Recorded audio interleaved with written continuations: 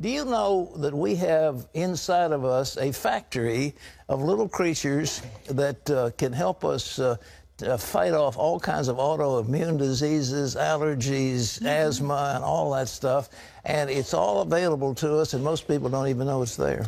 Yeah, well, you know, there have been so many studies that have shown that the condition that what they call your gut is in can impact so many aspects of your life. I take probiotics. Do you?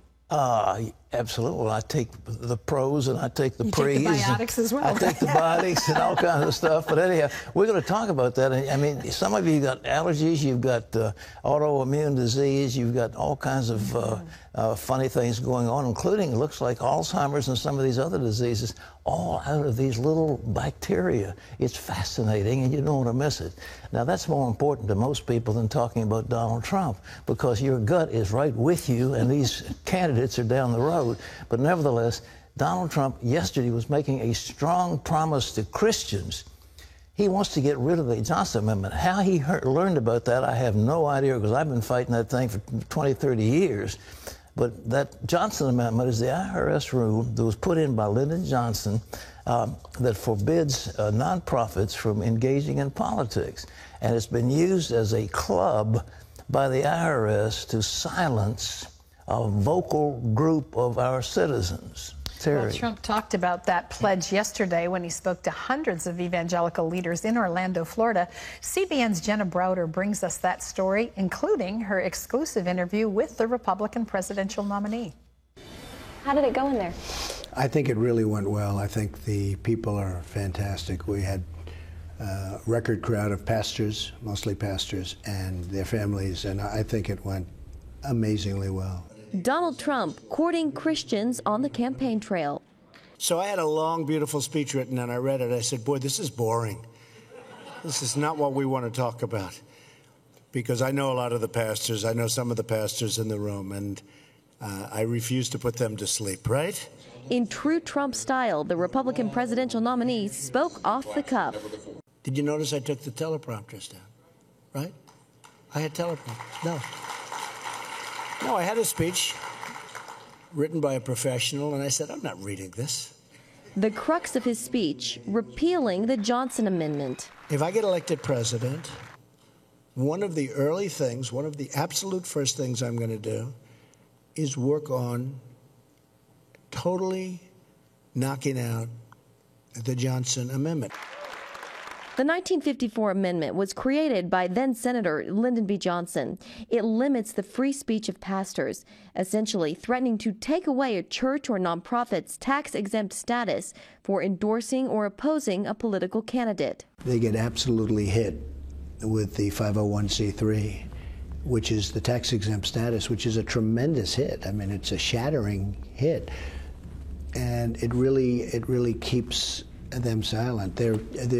Free speech is being taken away from people that are great people, from people that are saying good things, not bad things.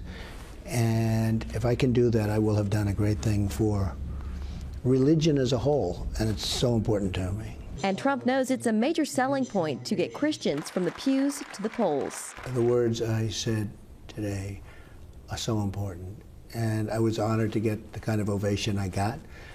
But they understand, and I think it'll be a tremendous achievement if we can get it done. And I know we'll get it done if we can get elected. That's why I say on November 8th, everybody has to get up and vote. Because 4 years ago, the evangelicals just didn't vote. Christians didn't vote.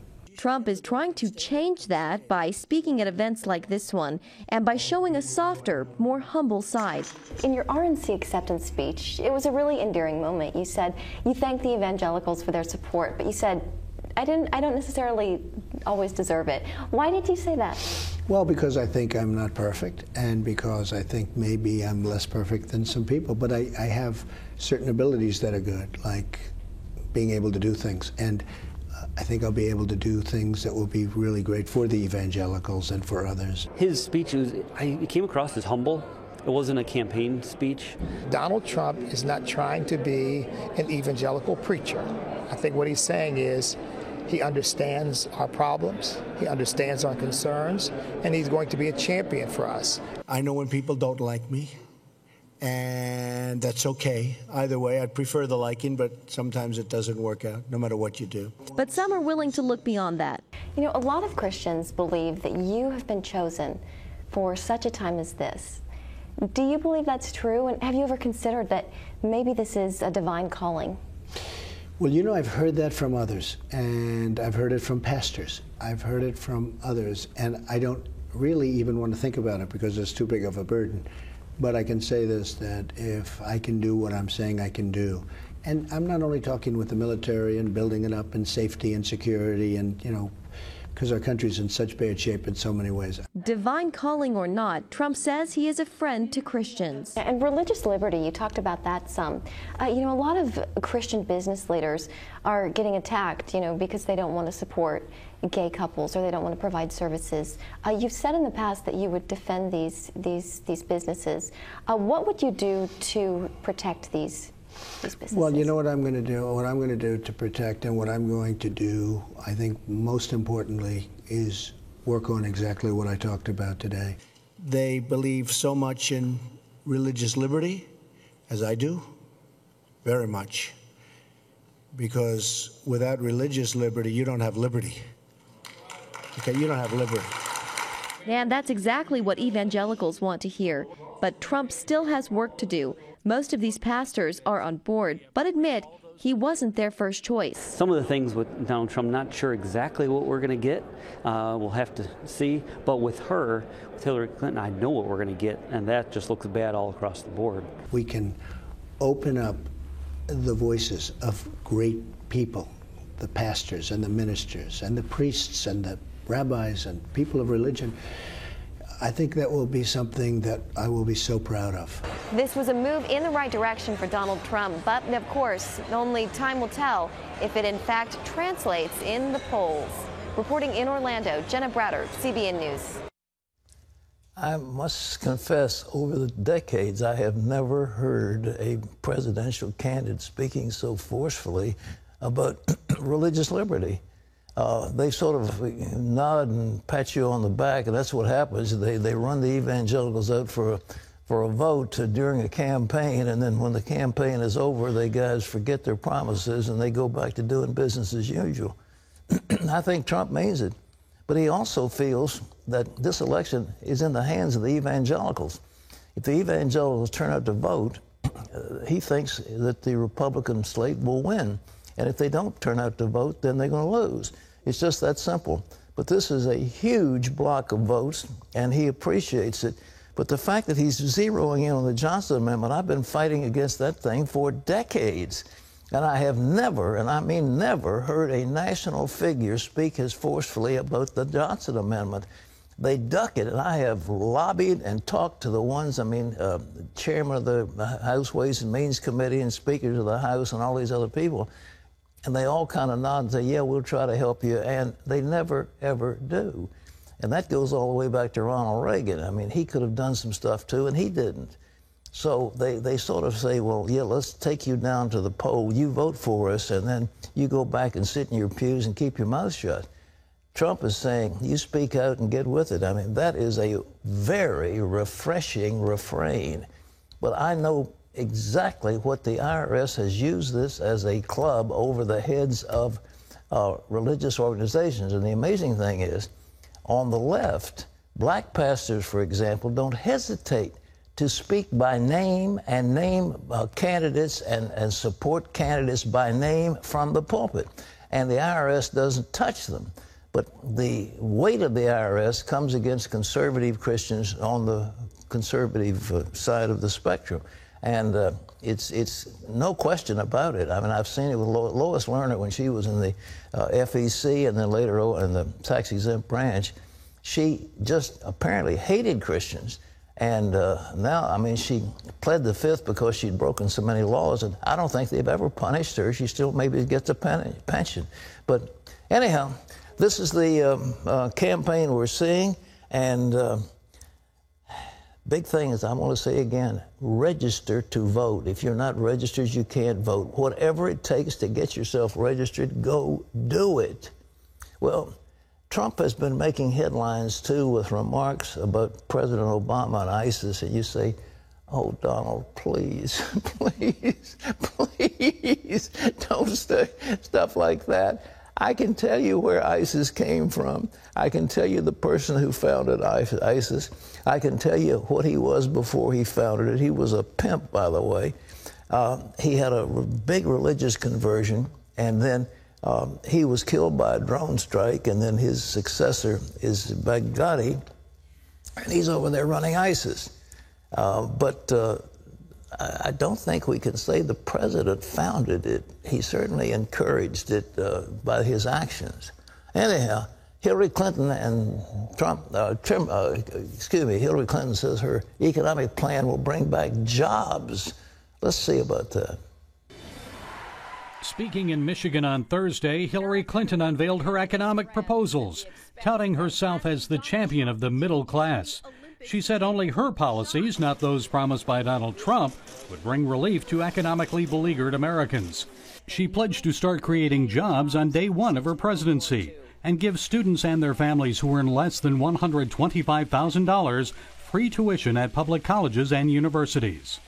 But critics say Mrs. Clinton's plan won't do much for economic growth at a time when the U.S. under President Obama has experienced the weakest recovery since World War II.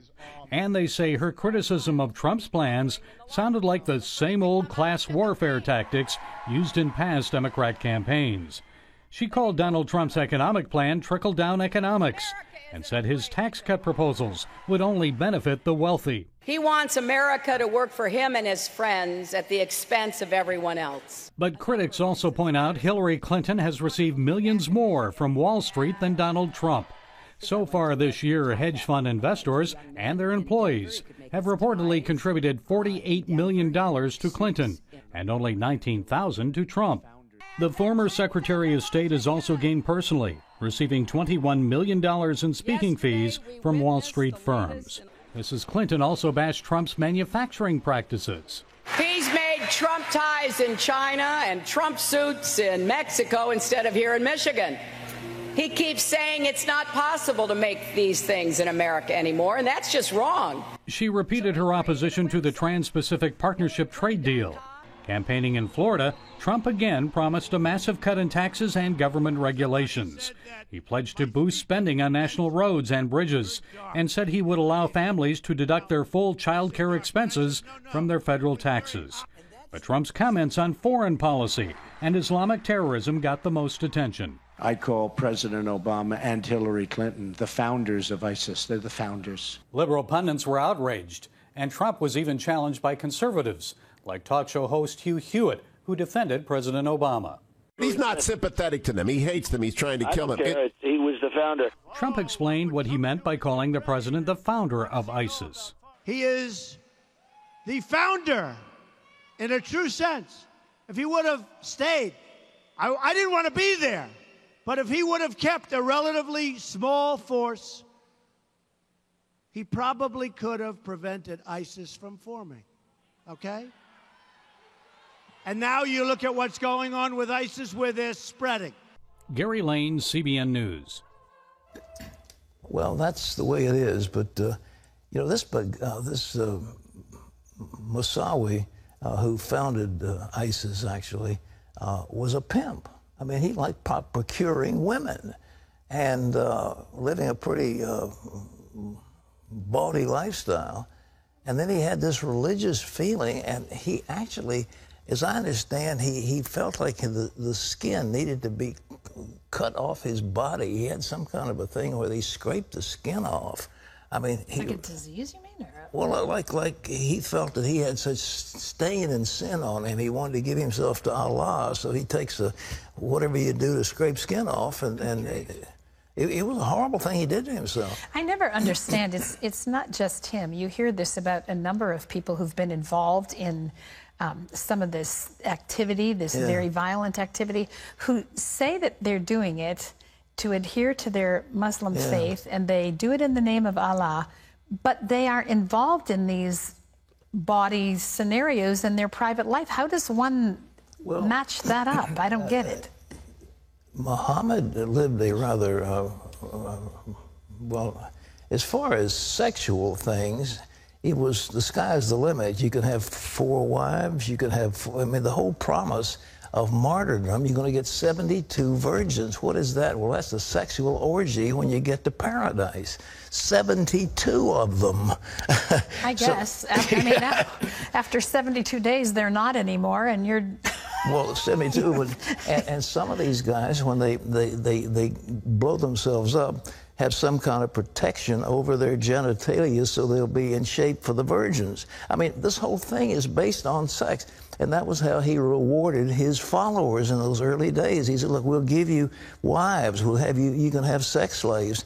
Well, that's what ISIS is doing. They're taking these women from these, these small groups, and they're making sex slaves out of them. Yeah, it's hard to understand women being attracted to. Well, they're not attracted. They're forced. That. I mean, ISIS, they had a group of those Yazidi women who had been made wives compulsory, and these women said, we cannot do this any longer. We are not going to permit these men to have sexual relations with us.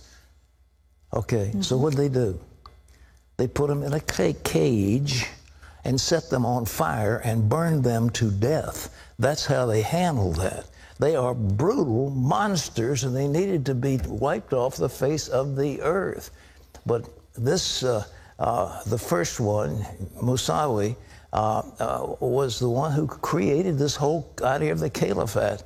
And the one, Baghdadi now, who's his successor, he's claimed himself, he's the caliph, and he's the head of this. The whole idea of the Levant was that place in the Middle East where these people were going to be in charge, like the old caliphs in the Turkish Ottoman Empire. Okay. Well, certainly something we'll be continuing to cover as we look at all of this, but it's sometimes difficult to understand.